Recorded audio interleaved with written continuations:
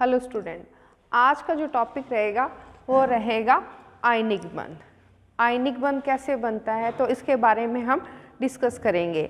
ये बंध जो है आयनों के बीच में बनता है। किसके बीच में बनता है? आयनों के बीच में। पिछले वीडियो में हमने डिस्कस किया था ऑक्टेट रूल।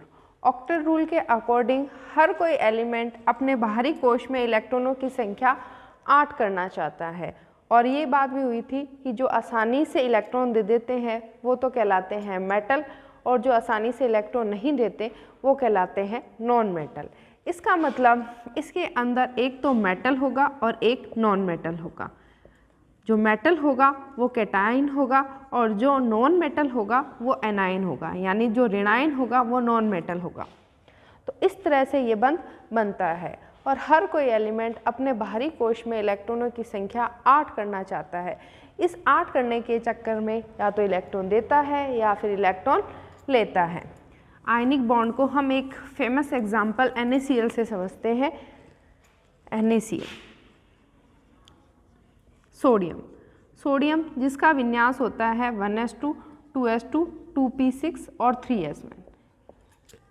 अब इसके इलेक्ट्रॉनिक विन्यास से पता चलता है कि इसके अंदर इलेक्ट्रॉन 2, 8 और 1 है, यानी इसके बाहरी कोश में इलेक्ट्रॉन 1 है।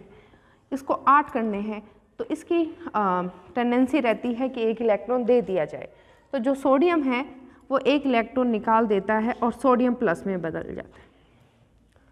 उसी तरह से अगर क्लोरीन का इलेक्ट्रॉनिक विन्यास देखें तो उसका विन्यास 2, 8, 7 होता है, यानी इसके बाहरी कोश में इलेक्ट्रॉनों की संख्या है 7 होने के लिए अब इसको एक इलेक्ट्रॉन की ज़रूरत है। तो क्लोरीन क्या करता है? एक इलेक्ट्रॉन ले लेता है। एक इलेक्ट्रॉन ग्रहण करके क्लोरीन Cl- में कन्वर्ट हो जाता है क्लोराइड आयन में और इसके बाहरी कोश में इलेक्ट्रॉनों की संख्या हो जाती है 8। इस तरह से सोडियम के भी बाहरी कोश में इलेक्ट्रॉनों की संख्या 8 होगी सोडियम प्लस के, और क्लोरीन जो माइनस है उसके भी बाहरी कोश में इलेक्ट्रॉनों की संख्या 8 हो गई। इस तरह से इसका भी अष्टक कंप्लीट हो गया और क्लोरीन का भी अष्टक कंप्लीट होगा। अब ये दोनों धन आयन बन गए, सोडियम प्लस और Cl-। ये जो बॉन्ड होता है ये नॉन डायरेक्शनल होता है, कहने का मतलब अदिशात्मक बॉन्ड होता है। इसके बीच में हम बॉन्ड नहीं दर्शाते, हम NaCl को ऐसे लिखते हैं NaCl, यानी उसके बीच में बॉन्ड नहीं दर्शाया जाता क्योंकि ये अदिशात्मक बंध है। क्यों? एक पॉजिटिव आयन ने एक नेगेटिव आयन को अपनी तरफ अट्रैक्ट किया है, इसलिए ये इलेक्ट्रोस्टैटिक फोर्स अप्लाई हुआ है इसके ऊपर। इलेक्ट्रोस्टैटिक फोर्स अप्लाई होने के कारण किसी तरह का बंधन नहीं है, ये सिर्फ एक अट्रैक्शन है। अट्रैक्शन होने के कारण ये जो बंध है ये जो बंध है इलेक्ट्रोस्टैटिक बॉन्ड के नाम से भी जाना जाता है। क्यों? क्योंकि इसमें एक धनायन दूसरे ऋणायन को अट्रैक्ट कर रहा है या एक ऋणायन दूसरे धनायन को अट्रैक्ट कर रहा है, इसलिए ये जो बंध है इसके अंदर इलेक्ट्रोस्टैटिक फोर्स अप्लाई होती है। इसी आयनिक बॉन्ड को एक दूसरे एग्जाम्पल MgCl2 से भी समझा जा सकता है कि MgCl2 में भी ये बंध आयनिक बंध होता है। अब हमने देखा कि जो सोडियम है वो इलेक्ट्रॉन दे रहा है, इसका मतलब वो मेटल है, और जो क्लोरीन है वो इलेक्ट्रॉन ले रहा है तो वो क्या है? नॉन मेटल है। अब देखें इसके लिए फेवरेबल कंडीशन क्या होगी कि किस कंडीशंस में ये बॉन्ड आसानी से बनेगा। तो देखिए मैंने कहा सोडियम ने अपना इलेक्ट्रॉन निकाला तो सोडियम प्लस बना। इस टाइम जो एनर्जी रिक्वायर्ड होती है वो होती है आयनाइजेशन एनर्जी, यानी किसी गैस या परमाणु, किसी विलगित गैस या परमाणु के बाहरी कोश से एक इलेक्ट्रॉन को निकालने के लिए जितनी ऊर्जा की आवश्यकता होती है वो उसकी आयनन एंथैल्पी या आयनाइजेशन एंथैल्पी के नाम से जानी जाती है।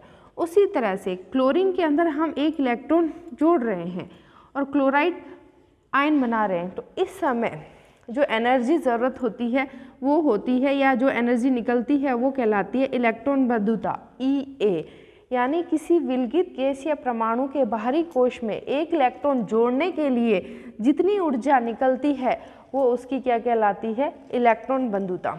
तो आयनाइजेशन एनर्जी अगर मिनिमम होगी तो इलेक्ट्रॉन आसानी से निकल जाएगा, और EA अगर मैक्सिमम होगी तो क्लोराइड आयन आसानी से बन जाएगा।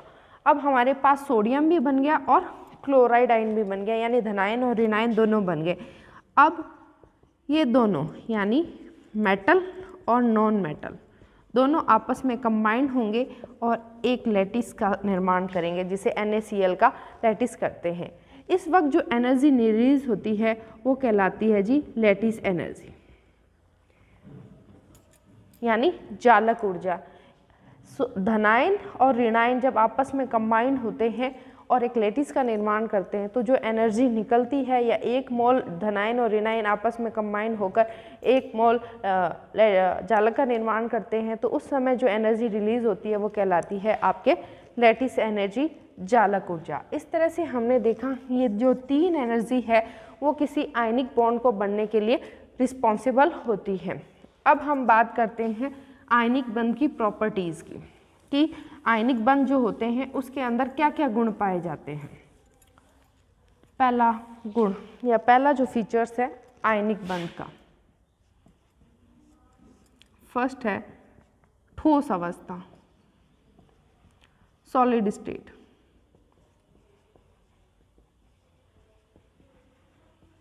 मैंने आपको कहा ये बंध धनायन और ऋणायन के बीच में बनता है, कहने का मतलब ये स्ट्रॉन्ग बॉन्ड है। और ठोस का एक गुण होता है कि इसके कण जो होते हैं या इसके जो आयन होते हैं वो बहुत ज़्यादा पास पास में होते हैं।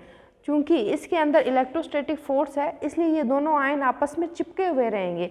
इसके कारण जो आयनिक यौगिक हैं वो हमेशा अधिकतर ठोस अवस्था के अंदर रहते हैं। दूसरी बात करें हम मेल्टिंग पॉइंट और बॉइलिंग पॉइंट की, वो भी इलेक्ट्रोस्टैटिक फोर्स से समझा जा सकता है कि किसी के अंदर अगर बहुत ज़्यादा अट्रैक्शन फोर्स है तो उसे तोड़ने के लिए बहुत ज़्यादा टेम्परेचर की ज़रूरत है, इसलिए इसके बॉइलिंग पॉइंट और मेल्टिंग पॉइंट दोनों ही बहुत ज़्यादा आते हैं। तीसरी बात करें कंडक्टिविटी यानी चालकता की। ठोस अवस्था में जो आयनिक यौगिक होते हैं वो बैड कंडक्टर होते हैं, आयन्स आपस में एक दूसरे से जुड़े रहते हैं, परंतु गलित और जलीय अवस्था के अंदर, गलित या जलीय मोल्टन और एक्वस कंडीशन जो होती है, ये किसी का सॉल्यूशन बना लिया, मान लो मैंने NaCl लिया, सॉलिड स्टेट के अंदर NaCl नमक होता है, हमें करंट नहीं लगाता, परंतु जैसे ही NaCl को घोलकर पानी में घोलकर उसका सॉल्यूशन बनाया, इलेक्ट्रिक पास होने लगती है। वो कहने का मतलब है उसके ऊपर पूरा का पूरा सर्किट लगा दे तो NaCl सॉल्यूशंस जो है कंडक्टिविटी पास करते हैं। इसके कारण NaCl जो होता है ठोस अवस्था में तो विद्युत का चालन नहीं करता, परंतु अगर गलित और जलीय कंडीशंस में हो तो ये अच्छे कंडक्टर होते हैं। फोर्थ सॉल्युबिलिटी, विलेयता, ये पानी के अंदर विलय होते हैं, आयनिक यौगिक जो होते हैं पानी के अंदर विलय होते हैं। पांचवी समाकृतता या आइसोमॉर्फिज्म,